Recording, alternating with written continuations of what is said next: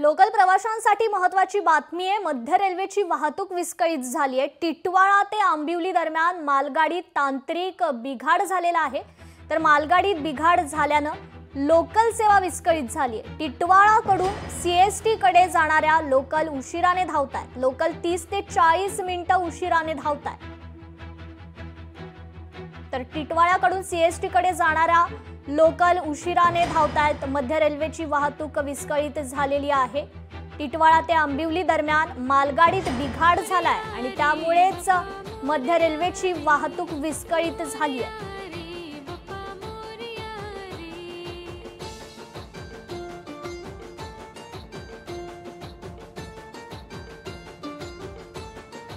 तर मध्य रेल्वेची वाहतूक लोकल विस्कळीत झालेली आहे। टिटवाळाकडून सीएसटी कडे जाणाऱ्या लोकल उशिराने धावतायत। मालगाडीत बिघाड झाल्यानं ही लोकल सेवा विस्कळीत झाल्याचं समजतंय।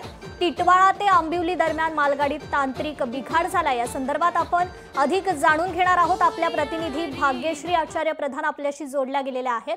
भाग्यश्री, नेमकं काय झालंय? मध्य रेल्वेची वाहतूक विस्कळीत झाल्याचं समजतंय।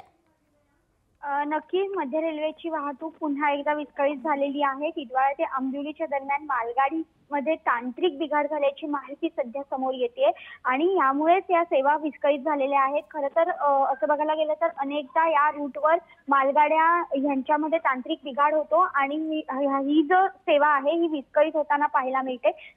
आज देखील जवळपास 30 ते 40 मिनिटं ट्रेन लेट आहेत। खरं तर गणेशोत्सवाचा काळ आहे। अनेक जण दीड दिवसांचे गणपती बाप्पांचं आता संध्याकाळी विसर्जन होणार आहे। त्याआधी अनेक जण मुंबईकडे येण्यासाठी निघालेले असतात। काही जण मुंबईतून टिटवाळा साईडला जाण्यासाठी निघालेले असतात। मात्र आता या सगळ्यानंतर प्रवाशांना वेळेत पोहोचणं कठीण होताना पाहायला मिळतंय।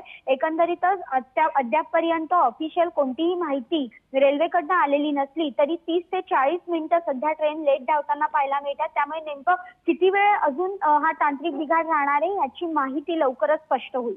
निश्चितच भाग्यश्री, धन्यवाद तुम्ही दिलेल्या या सविस्तर माहितीबद्दल।